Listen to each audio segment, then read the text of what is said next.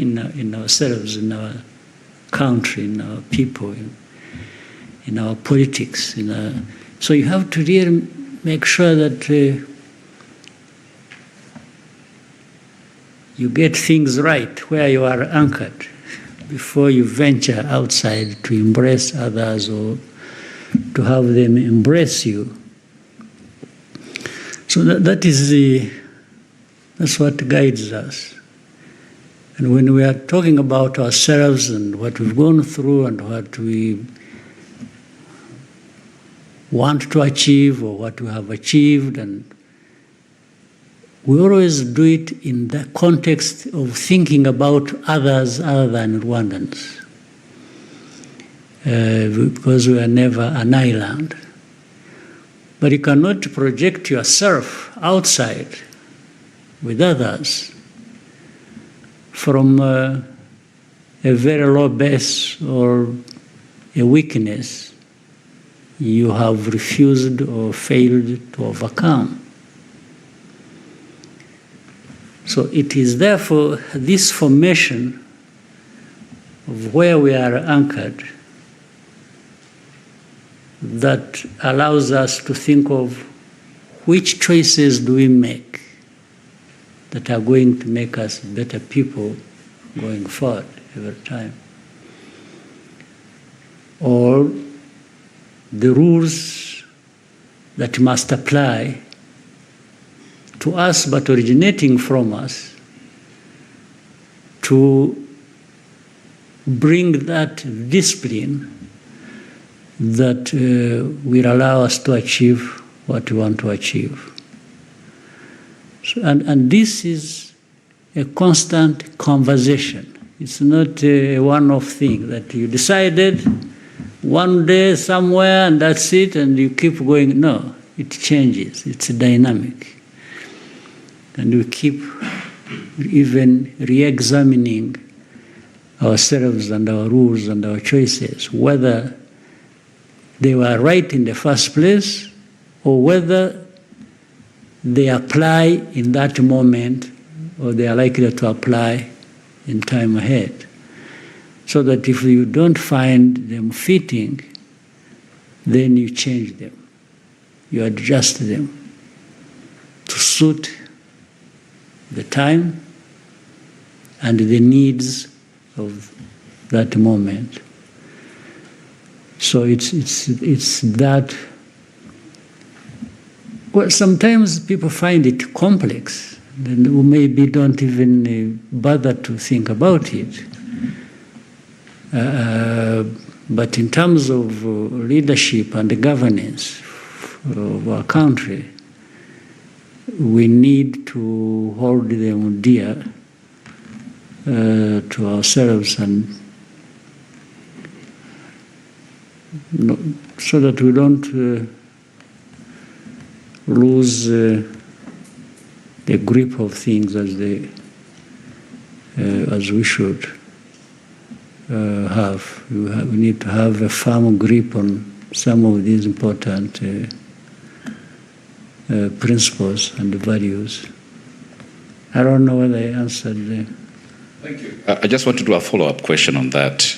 It's been mentioned that your leadership is unapologetically very strategic.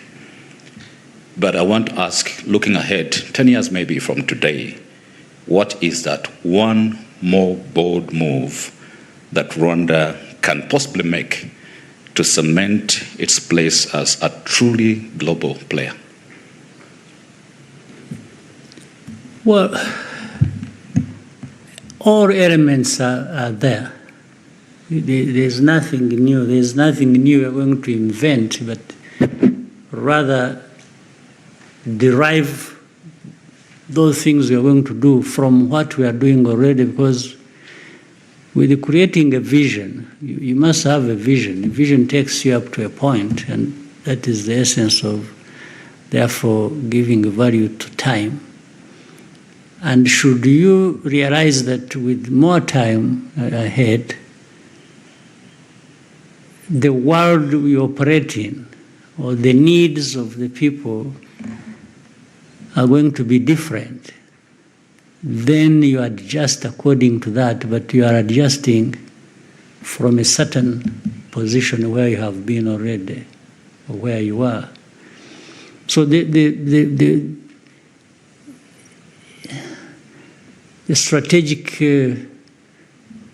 thinking or thing you need to do, if it comes, you get to think about it or to know it when it is time for it to think about it or to apply. Otherwise, you want continuity, you want something to keep growing. That's what growing means. You want to be better today than you were yesterday. And you are thinking of being better tomorrow than you are today. And along that thinking, looking at the cross-section of many things happening, that thing that you need to implement pops up at that time. But the most important thing for me, associated with your question, you need that continuity. You need that sustainability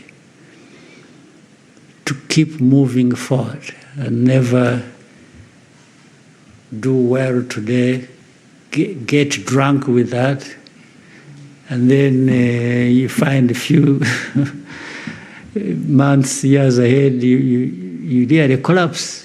Don't get drunk with success or with the achievement, but rather that should energize you, that should inspire you to keep going.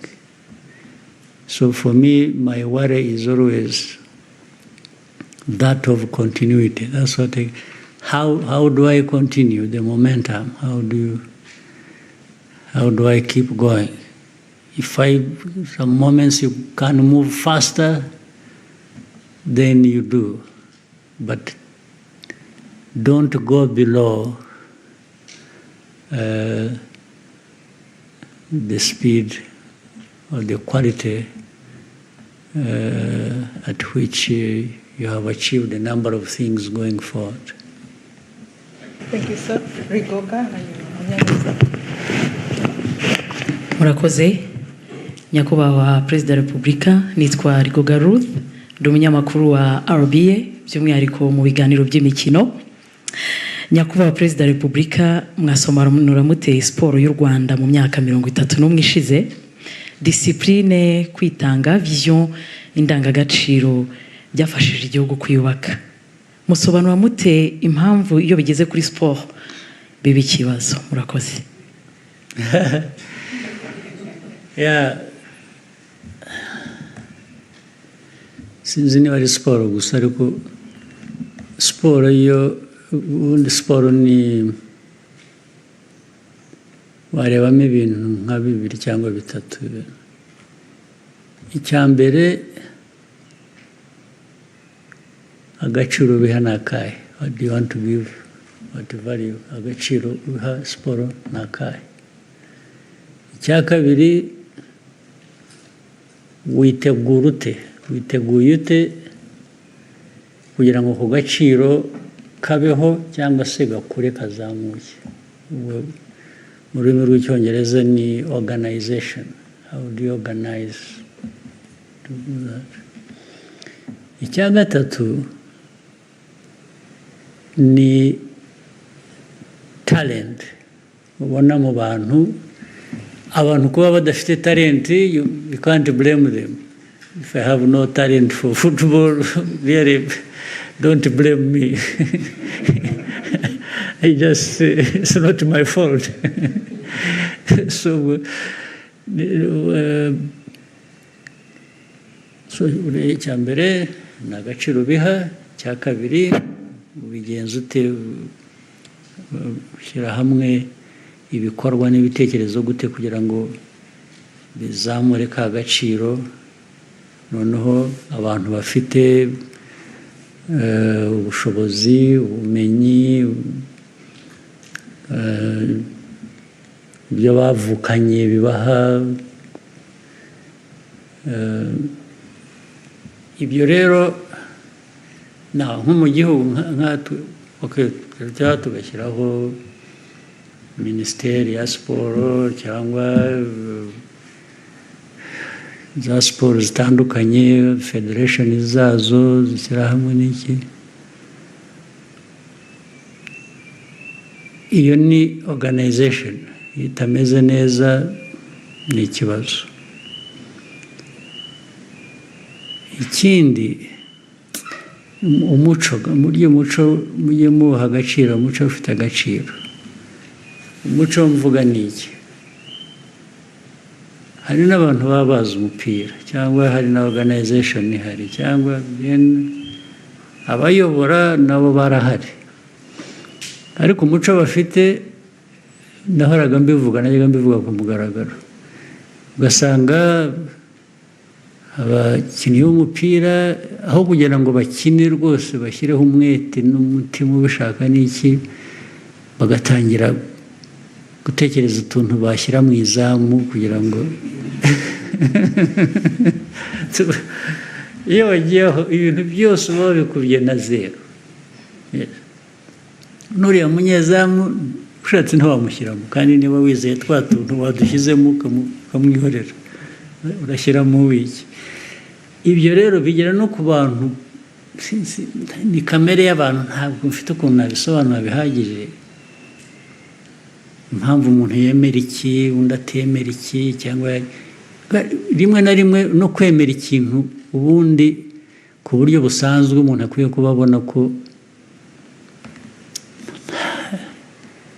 nta kintu kirimo ariko umuntu akabyemera cyangwa se waba utemeye ibyo ugatekereza ukuntu ariko uzasifura ninde turebe uko tumugenza kugira ngo ejo azatubere iyo wagiye muri ibyo na talent wari ufite n'ibindi byose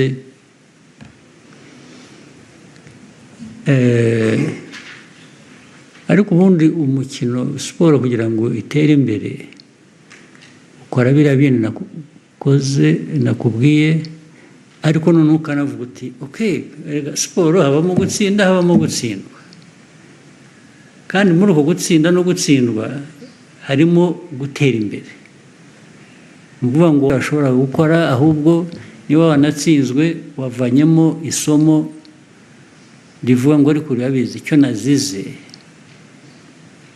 ni iki nakibonye umukinnyi nakinishije aho atagomba gukina cyangwa iyo nzanamo undi igihe bikagira bitya ibyo ngibyo akaba ari byo rero iyo watsinzwe uvanamo isomo ntabwo ugenda ngo wiyahure kubera ko watsinzwe mu mikino yose ntawe udatsindwa kugira ngo murabibona n'abazwi ku isi bihanganye muri za siporo zitandukanye haba igihe ibintu byabagendekeye nabi nk'abantu ariko noneho ni timu ariko ni ibintu bihoraho rero bihoraho noneho on average umuntu akavuga ati ariko urareba timu iratera imbere cyangwa kanaka aratera imbere nawe bituruka mu itimu cyangwa mu muntu utagiye mu bintu bigwe ngo ujye mu bapfumu ujye mu gushaka ko watugira abantu cyangwa hari ibindi bibi bakora ntirwa mvuga kugira ngo ajye mu kibuga yacitse intege adashobora gukina adashobora no guhagarara wamuvangiye imiti iyo byagiyemo aho nibwira rero ko aho tugeze hari abantu benshi abanyarwanda bafite muri bo talent kumenya muri siporo zitandukanye twashakisha rero ahantu hose ariko byose bishingira kuba ubanza kwemera uwo uri we ntabwo gushakisha gusa ibyo ubona hanze utihereyeho ngo ubanze uvuge utari ko nabigeraho nkanjye, kuko mfite uko nteye n'undi uko ateye bitandukanye, ariko nk'igihugu dufite abantu, timu yacu iteye itya, twayishakira iki, twagera gute. Nibwira ko bishoboka, ariko ntabwo ari ibintu byizana gusa ngo bibe abantu batatekereza uko babigenza. Thank you, sir. Munyaneza, hanyuma Jado. Thank you so much, Mr. President. My name is James Munyaneza. I work with the New Times, and I want to pivot to international matters. Recent developments, different dynamics globally suggest a shifting, or rather changing world order. Do you see a situation where we are potentially moving into a more multipolar world, and what does this mean for Africa, of course, and for Rwanda? Do you think we are ready? Yeah. Well, whether we are ready or not, we should be ready. Because even if I tell you, yes, I'm seeing it coming, well, it may not come. But you should always be prepared for what if it were to come, actually. Suppose I even made a mistake in my analysis and assumed it's not coming. Why should I not be actually prepared if I found I made a mistake and actually it came? But what you are saying, as I see, like many other people see it, the world order will always change. It won't remain the same forever. There will be one form of world order today, there will be another tomorrow, or another maybe 10 years after, or 20, or doesn't matter. It depends on many, many things. As we see, we should be educated by what we see.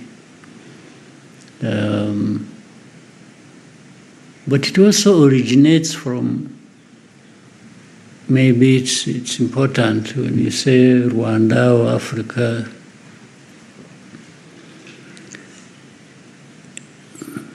it originates from the politics,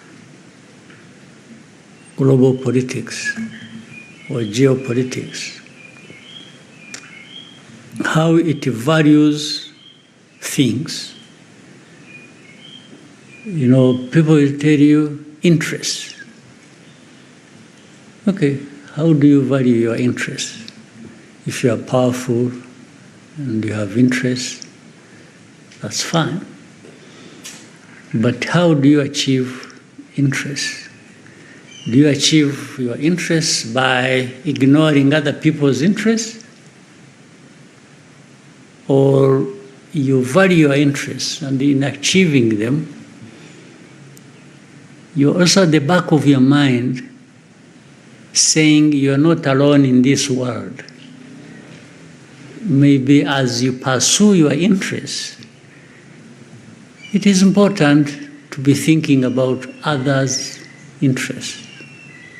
So that maybe you find common ground, you are together, you even form alliance, or you do this. But it comes out from saying, yes, my interest, but your interests also. And very often we are going to find that people, or even countries, make mistakes, especially the powerful ones. Sometimes they think they will achieve their interests anyway, whether they consider yours or not. And sometimes somebody will come and say, no, for me, I'm powerful enough, I pursue my interests, and that's it. So I come to you, I say, I want this, don't do it, I blow you away. Well, that may work sometimes. Other times, it has certain limitations. It works only for a certain time. because there are other forces, there are other powerful groups. But even the least powerful, like us, for us, we don't even come on the list of powerful. But there are certain things, even with my insignificance, you can't force me to do. I said it earlier.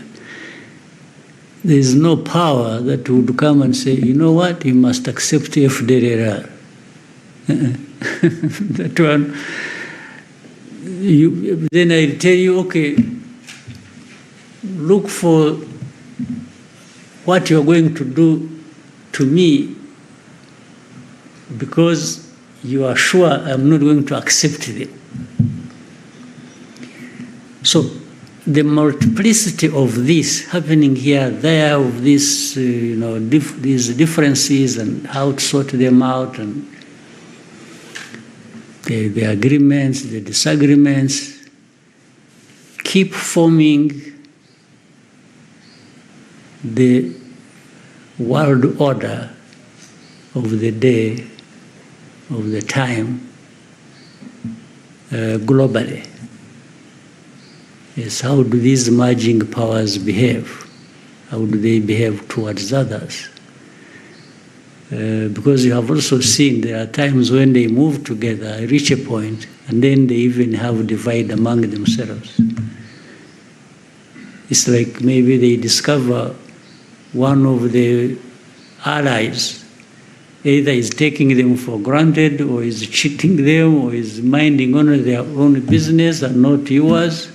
So it creates a difference. But that also creates other formations of alliances. If somebody may have to say, if I can't get what I wanted here because somebody doesn't care about me, how about teaming with the other one and actually together put together our strength and also get what we want? So it's very fluid, it's very dynamic, and it works only for a certain period, and as we have seen. But you can see it coming, you can smell it. People can ignore it, because again, once people are powerful, they really start becoming insensitive to certain things. They think they are the only ones who matter, the rest don't. And that is when things start happening even before they realize. Now, but the most important part of your question, Rwanda, Africa, it's going to be difficult for me to explain, because Africa, where we are, is not where we should be. And even more challenging to understand is we have everything to be where we want to be, except ourselves. We somehow we are not there to deliver on what we already have in our hands to be transformed into what we should be. We are absent somehow. I can't explain that. I have no medicine for it. On a smaller scale, therefore, talking about Rwanda, I think you'll never find us not trying. At least we are trying within our limited means and resources to be where we want to be. We are on a journey to being what we should be within that limited space. And if we can work with other countries, and we try, we can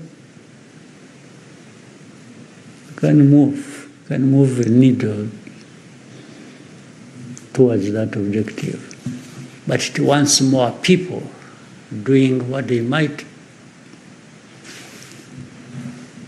be wanting to do, what we need to do. The more we are together doing what we should do, the more likelihood we get there or get there faster. Yeah, that's how it is. Mm-hmm. Thank you, Let him Excellency. finish something that you want to. Just on a lighter note, the other day I was speaking to a young person and said something interesting. He said, we now have a minister of enjoyment. And I was like, what do you mean, minister of enjoyment? So he said, Minister who? of enjoyment. Okay. And the reference was, Kurizi Konji. Okay. Konji. And I'm like, and then I was like, okay, this is interesting. Okay, was this a bonus? Was this? But then, Mr. President, just put to you, maybe the thinking. What was the thinking? Because this was the first time For Konji. For additional 2 days, or this is something to be expected going forward. And then finally, I think you needed it. You sometimes I think I see people stressed and really almost like to drop. So maybe you needed it. But at the same time, this person who you had the conversation with, on a personal level again, if you asked him,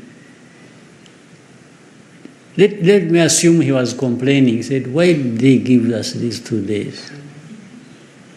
If you probed deeper, and asked him, say, by the way, what was your plan? What did you really want to do in these 2 days that you are now not going to achieve because you have 2 holidays? First of all, you may discover the guy was going to anyway spend the whole morning sleeping. And maybe the afternoon, even if he goes to office, he just goes there and is surfing the internet. You know, it's really not. So, for the 2 days, you will find, so declaring it officially a rest day may serve his interests better. So, but anyway, it stemmed from, you remember 1st of July is actually when we got independence, meaning from decolonization.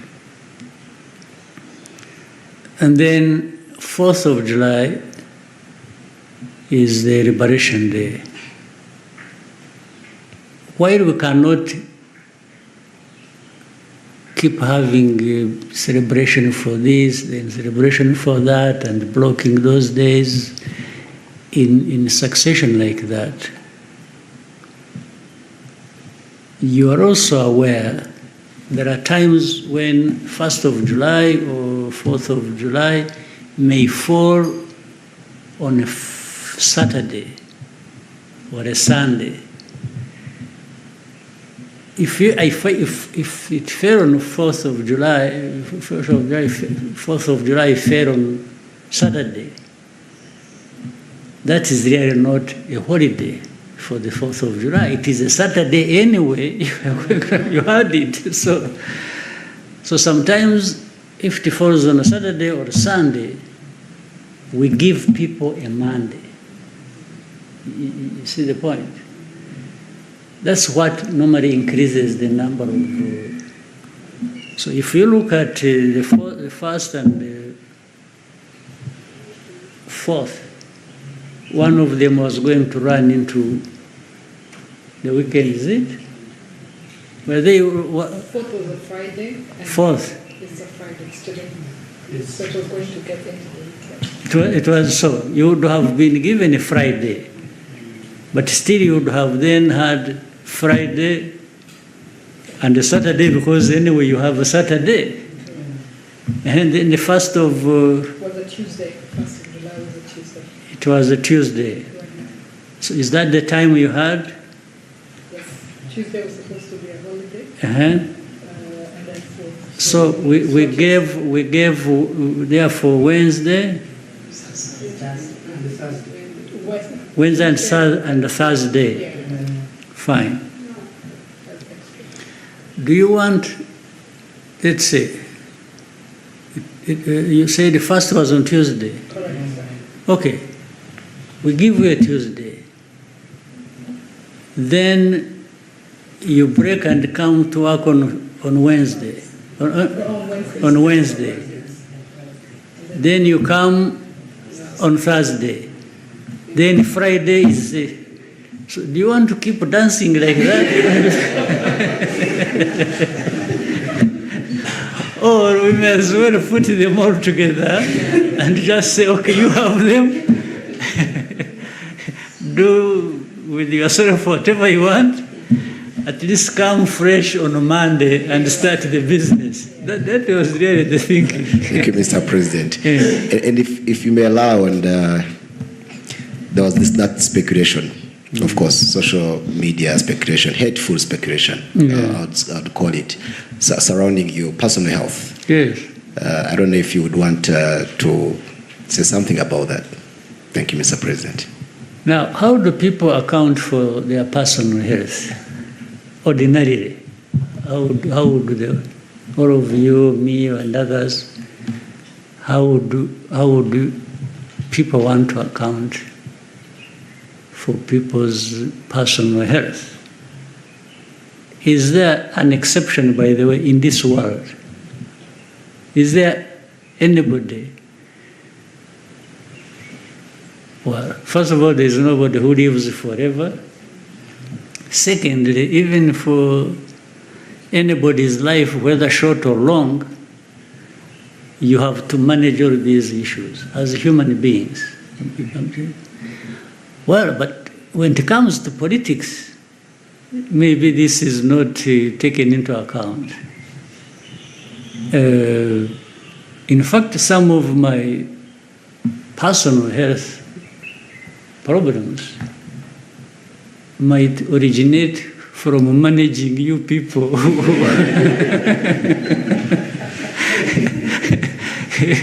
The amount of stress you and so for me as a human being, yeah, you know, people got COVID, they get this, they get the flu, they get a cold. People just, even their own hearts, as they are moving, the heart stops and somebody falls down. I mean, isn't this human? What is the problem? What would people want me to account for? That I'm not human? Even if those, you call them the hateful people who, I mean, the kind of politics. You know, the very person might be talking about somebody or talking about me and wishing me everything bad and say, wish, you know, he has actually died and then by the time you see me, he's actually already dead himself. And which has nothing to do with me, just because these guys are human beings. Like so, I mean, it's yeah. But this is the kind of politics I think, I hope we got liberated from ourselves as a nation. It's even beyond stupidity. It just doesn't make sense. Have you ever had anybody, I mean, you can rejoice even when they are carrying somebody in a coffin going for burial. You can have that moment of rejoice and say, aha, turamukize, and so on. And by the time he gets into his car, 1 kilometer, he has followed the other one.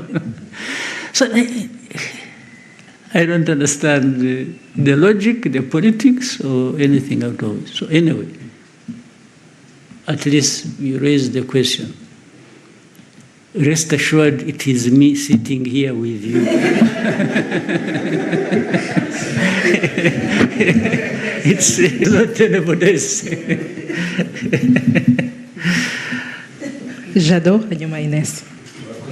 Nyakubahwa Perezida wa Repubulika, nitwa Bagishya Jean de Dieu, mpagarariye BNB Kigali FM.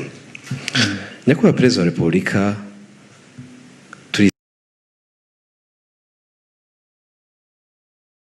turizihiza ku nshuro ya 31 umunsi wo kwibohora. Iyo myaka ntabwo iri kure y'iyo mwari mufite muyobora urugamba rwo kwibohora. Ndetse abenshi bo mwari muyoboye amateka twereka ko bari munsi y'iyo myaka. Imibare dufite yo mu kigo cy'igihugu kibarurisha mibare itwereka ko muri iyo myaka 2030 niho ubu dufite abanyarwanda benshi. Tukaba turi mu gihe cy'ikoranabuhanga, iterambere, ibirangaza ni byinshi, yewe ubu dufite amahoro, dufite umutekano, hari n'uwarangara akabisinda nk'uko mwigeze kuvuga. Dusubiye inyuma, Nyakubahwa Perezida wa Repubulika, indangagaciro n'amahame mwari mufite icyo gihe yo kwitanga ku kugeza ku gitambo kirenze ibindi cy'ubuzima bwanyu ku rugamba, uyu munsi mu bibazo u Rwanda twaba dufite mubona bari muri iyo myaka biteguye. Impanuro mwabaha ni izihe muri iki gihe aho twatangiye no kubona hatari na kure ko urubyiruko ubundi imbaraga za buri gihugu zanaba ikibazo ku gihugu, ahubwo ingufu zabo bakaba banazikoresha basenya na bike ibihugu byabo bari bamaze kugeraho. Impanuro muha urubyiruko rwacu ni izihe, Nyakubahwa Perezida wa Repubulika? Murakoze. Impanuro naho urubyiruko zihana abakuru twebwe n'abandi babyara urwo rubyiruko. Nta kintu kizana ngo abantu bakibone bagitunge bakigereho batagikoreye. No muri ibyo bihe byacu by'urugamba, nabo bari bakiri n'abatoya no kuturusha barugiyemo, bakajya bate barahari koko kandi nibo batumye bigeraho. Ariko buriya hari n'abandi baruhunze n'icyo gihe, hari ababihungaga bakabigendera kure, bababwira bagashaka impamvu, nabo bari bahari. Rero byose biva mu burere busanzwe bw'ababyeyi bw'igihugu, biva no mu burere bwa politiki. Ukabitoza abantu, ukabihozaho, ukabigisha, nanone mu 10 wigishije havamo wenda 5, wabura munyamahirwe hakavamo 6 bazima bakumvise bagiye gukora ibyo kandi bakabikora. Aho hari babandi 4, 5, ariko utanigishije, utagerageje, utashakishije uko waba muri 2, 3. Ni ukuvuga rero ngo izo mbaraga zo kwigisha, uburyo bwa politiki, uburyo bw'uburezi busanzwe, uburyo n'ibigomba guhoraho. N'ubu buri munsi tugomba guhozaho, namwe uko muri aho no mu mirimo yanyu mukora, mujye mwibutsa, mujye mushyira wibagiwe, ntuvuga amakuru gusa nahuye na Perezida jya urangiza ushyiraho umurongo ukangurira abantu. Ababisomye azasoma wa murongo, wenda hari, hari uzarokoka kubera ko ngabo. ni ibintu rero tugomba kuzirikana bigahoraho mu mashuri, mu buzima busanzwe, muri politike yacu. Abayobozi aho bari hose bagakora ibyo bakwiye gukora, bindi bidahuye n'ibyo abona umwanya agashyiramo wa murongo, akigisha abana ibintu byo gufata ibiyobyabwenge, ibintu byo kunywa inzoga bakaziririmba bakazogeza, bigasa nk'aho ari disipurine. Niyo irakenewe, ni ngombwa, niyo yaba ishaririye niko imeze. Disipurine irasharira, ituma abantu bigoma ibyo bakunda cyangwa iki. Ni nk'uko ushobora kujya kwa muganga, bimwe twavugaga by'abantu, ubuzima bw'abantu. Ukajya kwa muganga, muganga akakubwira ati maze urekeraho kunywa isukari kubera ko turakubonamo ufite uburwayi bw'isukari, diyabete cyangwa iki. Ariko kubera ko isukari iryoha cyangwa kuryohera uyikunda, ukajya ugira utyo ugatirisha, ugashyiramo akayiko kamwe, ugashyiramo akandi, cyangwa ukayikomeza ukajya wihisha. Ariko ibyo nubwo bikora utyo, ubuzima bwawe burimo buragenda. Ya sukari iragumya igutwara ku mpera y'ubuzima bwawe. So n'ibi rero by'abana, dukangurira abana mureke kunywa ibiyobyabwenge, muri inzoga muzigabanye. Umuntu ntakure yogeza inzoga, kunywa inzoga, kuko abo zica turababona buri munsi. Ubwo ariko icyo tubikuburiza ni ukugira ngo ubeho ubuzima bwiza, wiyubake, ndetse wubake n'igihugu muri bya bikorwa wavugaga. Ni ibintu rero bihoraho, ni akazi gahoraho ka buri munsi, ntabwo gashobora kugabanuka. Ines. Thank you, Your Excellency. My name is Ines Nyinawumuntu. I'm a journalist and I'm the deputy head of RBA Radios. I would like to ask you just a small curious question. Your Excellency, if you could spend one day as an ordinary Rwandan citizen, that I am actually, I'm one already. Yes, but okay. Without anyone knowing you were the president, what would you do? Where would you go? And what would you hope to learn? Thank you.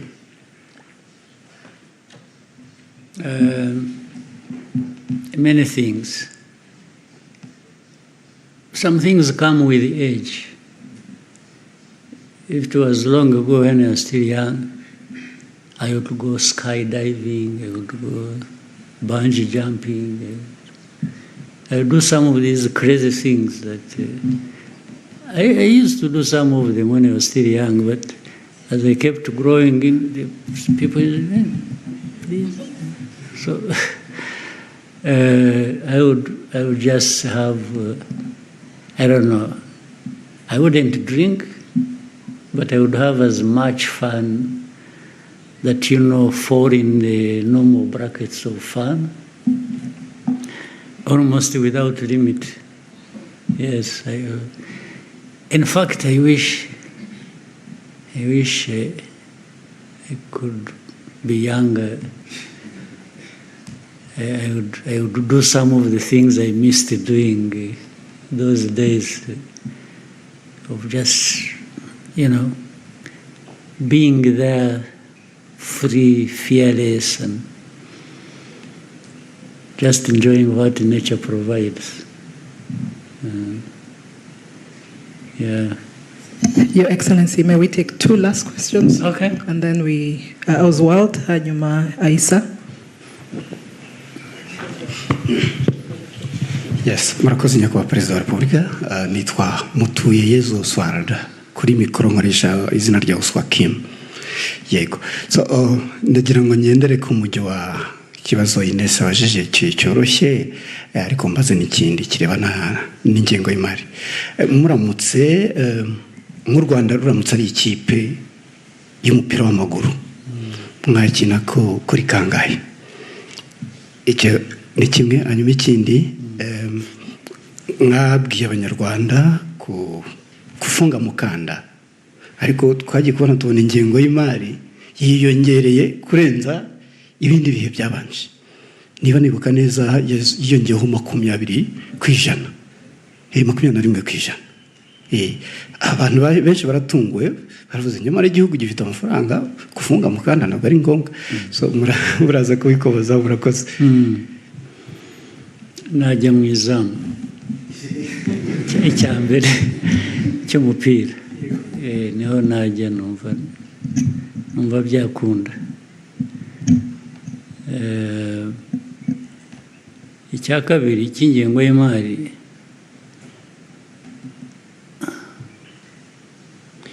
uko igihugu gikura n'isi, nahoze mvuga ko nta gihugu kiri island, nta kirwa cy'igihugu. Muri actually n'ubu ufunga mukanda ni ukuvuga ngo mukoreshe neza bike dufite, nicyo bivuze, kubera ko hari byinshi dushaka gukora birenze ibyo dufite. Iyo ufunze umukanda rero ni ukuvuga ngo wongera ibyo washoboraga gukora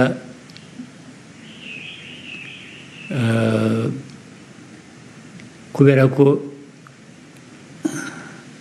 warondereje usigira ibitari byabonye. Icyo ni kimwe gitandukanye n'ibyo bindi. Rero budget ushobora gukoresha mbere y'uko unayigena, uhereye kuri ibikenewe, urabanza ukareba ariko ibyo ufite ni ibiki, bingana bite. So kuzamura budget byatewe na byinshi tubona bigomba gukorwa, bikenewe, ariko tunabona n'ahantu twagenda tuvana amafaranga adushoboresha kubikora. Nicyo iyo mibare ivuze gusa. Ni kuri 20% yiyongereye. Ntabwo ari ukuvuga ko hatakiri kwa kundi ko kurondereza cyangwa gukoresha neza, ahubwo twagize amahirwe mu byinshi byiyongera buri munsi tugomba gukora, dusaba n'ubushobozi tudafite. Twasanze aho dushobora kugabanya handi cyangwa kuzakura amafaranga, hagenda hazamuka. Reka nguhe noneho urugero rumwe. Urabizi gufunga umukanda, urabizi byanahereye ko bibaga, mwabonye batubwira ko batakiduhaye imfashanyo twayaga dufa. Barabibonye muri izi ntambara muri iyi minsi ishize, bati twahagaritse ibi. So ntabwo byaba ngo ubure gutekereza gufunga umukanda, ariko nubwo ibyo byabaye, twashakishije ibyajya mu mwanya w'ibyo batwambuye, cyangwa se turanavuga ngo ariko ubundi byajyaga he? Ubundi rega bimwe byajyagaho tutanakeneye nibigende. Ubwo ariko ni ukuvuga ngo hanyuma tujya no mu gushakisha aho tuvana revenues. N'iki hari ahantu hagiye usanga tutahavana amafaranga kandi dukwiye kuba tuhahavana, ubwo akaba arinjiye. Hanyuma turongera dufata umurongo w'ibikenewe gukorwa, turavuga ariko hari ibyo tutasimbuka. turongera dushaka n'uburi babandi bari barahagaritse imfashanyo bamwe bagira ngo aho bamariye kubona ukuri barabireka biraza. Urumva rero ibyo twari twarafunze kubera ko twabonye ko aba nabo bafunze bageraho bakaza niyo bazana igice cyangwa niyo biriyongereye, ntabwo twakomeza ngo dufunge kandi twabonye ko hari ikiyongereye mu bushobozi twabonye. Niho bituruka. Ko mwahisemo kujya mu izamu, ntabwo mwadusobanurira impamvu mu izamu ariho mwakina. Murakoze. Kubera umutwe wanjye niho numva ari uburebure, amaboko yanjye kwa kundi nahoze mvuga nti nkiri muto nasimbuka mu kirere, harimo gusimbuka, hanyuma harimo no inkeneye n'amaguru yanjye kugira ngo hariya hagati wakina atavunika, so mu izamu niho nahitamo. Murakoze. I say we might take the last question from Aisha.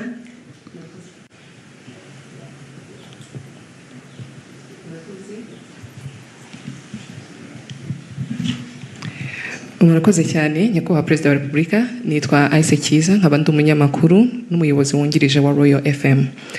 Ikibazo cyanjye kiragaruka by'umwihariko ku bagore muri rusange. Turashimira cyane nubwo ndi umunyamakuru ariko reka njye mu nkuru nanjye nshimire by'umwihariko uruhare mwabigizemo kugira ngo abagore tube dufite ijambo mu gihugu cyacu, kuko iyo urebye mu nzego zose zitandukanye usangamo abagore mu nzego zifata ibyemezo, yaba ari muri guverinoma, mu nteko ishinga amategeko n'ahandi. Ariko ndagira ngo nse nko gusubiza inyuma gato cyane mu rugamba rwo kubohora igihugu.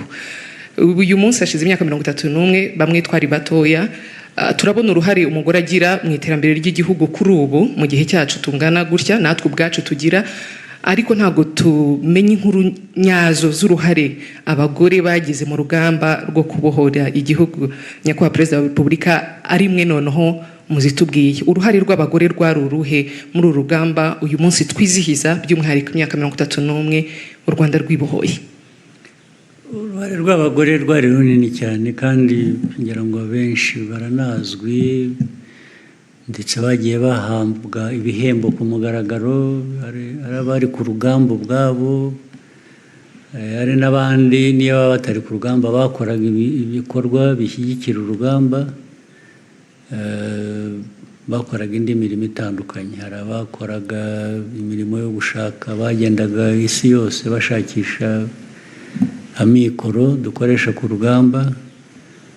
Hari kandi ibyo no kubishyira mu kandi gaciro, uzi ko hari n'abagore batanze abana babo aribo baturutseho, cyangwa se bataye abana babo mu mago bakabashakisha aho babareza ahandi bakajya ku rugamba. Ibyo byose ni ibintu biri byanditswe mu mateka bizwi, keretse wenda kuvuga amazina gusa, ariko ni na benshi kurusha abo umuntu yavuga mu mazina. Abagore rero bagize uruhare runini, ndetse ahenshi ntabwo batandukanya n'abagabo. Hari abajyaga ku rugamba n'abagabo, hari kubavanamo gusa ukabashyira iruhande, byo nta nubwo bitanga ukuri kwabyo. Kenshi babikoranaga n'abagabo, ubundi bagakora indi mirimo itandukanye. Ni nk'uko n'ibyo nayo mvuze by'uko bagendaga isi yose bashakisha, babaga bari kumwe n'abagabo bagenzi babo cyangwa abahungu bagenzi babo. Uruhare rwo rurazwi kandi no mu mateka biranditswe, byanaherewe n'agaciro. Hari abantu bamwe bagiye bahabwa ako gaciro ku mugaragaro. So nta kindi numva nabivuga. nongeyeho gatoya biturutse kuri urwo ruhare kuri ubu ukurikije uko abagore dugira uruhare mu iterambere ry'igihugu kuri ubu mu myaka iri imbere nk'u Rwanda wifuza kubona ubona uruhare rwacu rukwiye kuba uruhe cyane cyane hahandi nawe wakwicara ukavuga ngo dore u Rwanda nifuza ni urunguru cyangwa se u Rwanda nifuza kuba mu myaka 30. Yego erega njye ntabwo nifuza kubitandukanya. Ndareba igihugu nk'igihugu, ndareba abantu nk'abantu. Na mbere hose n'umugore kumuha agaciro mpera kukamuha nk'umuntu, noti nk'umugore, ni nk'umuntu. Hanyuma ibyo bindi by'uko umugore yakora ibi cyangwa umugabo agakora ibi, ibyo biza nyuma, birisobanura ubwabyo, nta n'ubwo njye nagomba no kubijyamo. Naho u Rwanda nta Rwanda rw'abagore, nta Rwanda rw'abagabo, ni u Rwanda rw'abanyarwanda. Abagore n'abagabo bagiramo uruhare bakwiye bitewe n'ubushobozi bafite. Hari ibintu bimwe no mu muco cyangwa muri ko duteye nk'abantu, hari ibintu usanga bimwe byorohera akazi wumva gakorwa neza cyangwa korohera umugore kugakora, cyangwa se kakorwa neza korohera umugabo kugakora. Hagahoraho ubwo bwuzuzanye rero kurusha kubitandukanya ngo u Rwanda twifuza ni umugore w'abagira atya cyangwa ibyo birasanzwe, bishinzwe, biri no mu muco wacu cyangwa se mu majyambere dukora ahuza abantu no guhuza ibihugu. Umugore iteka agomba kuba afite icyambere cyangombwa, ni umugore kudasigara inyuma kubera ko ari umugore, cyangwa se nta nubwo akwiye no gutezwa imbere kubera ko ari umugore. Akwiye gutezwa imbere kuko ni uburenganzira bwe, ni umuntu. Icyo kuba umugore ntabwo nahindura umugore ngo mugire umugabo cyangwa umugabo mugire umugore. Ibyo ni ibintu bisanzwe mu mibereho y'abantu. Ntabwo nibwira rero ugiye ko nashaka cyane gushyiraho uwo murongo. Nta kintu umugore akwiye guhezwamo, nta kintu umugabo akwiye guhezwamo, nta kintu umunyarwanda akwiye guhezwamo. Buri wese abifiteho ubushake n'ubushobozi nk'uko imiterere y'igihe cyangwa yabo imeze. Thank you, Your Excellency, for this insightful and valuable exchange. And thank you to members of the press for your contribution. We wish we had more time, but we'll have another time for this. Sure. We've come to the end of this conversation, and we wish you all a productive Kwibohora Day. Sure, thank you. Nibutse ko hari n'ibindi dufite ku mugoroba n'uyu munsi cyangwa n'ejo ko mwantwariye umwanya wose.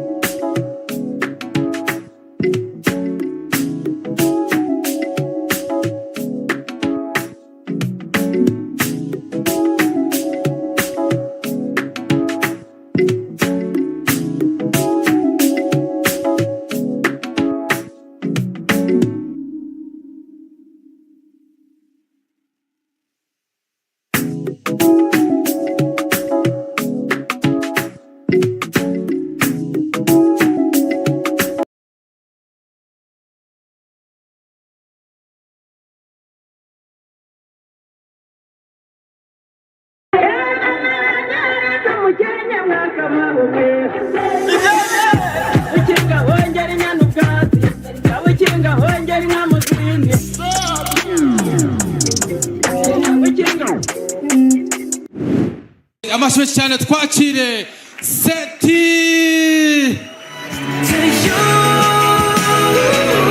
Buretse uzi ikintu kidutwika ntago mutwakira neza.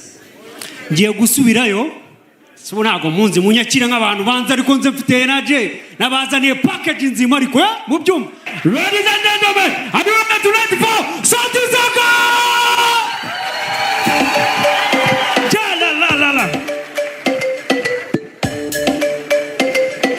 Shagusuza abantu bitewe n'ibice baturukamo, abantu b'inyamirambo muri Nyamirambo. Niba wejyanye n'umuntu w'inyamirambo bika telefone yawe neza. Ndabarabuye. Abaniga. Umuco nyarwanda ubaho bita gusakuza. Shobora gusakuza nkavuga ati zenguruka duhuru ukavuga umukandara. Urumva? Cyangwa se ngasakuza nkavuga inka yanjye nyikamigaramye nkavuga umuvure. Cyangwa se nkavuga ngo kundeba ndaguha nkavuga iki? Imyenge y'izu. Fati ni Nyamirambo isakuze wallahi. Yewe ngo sakwe wallahi wakibalo musaza.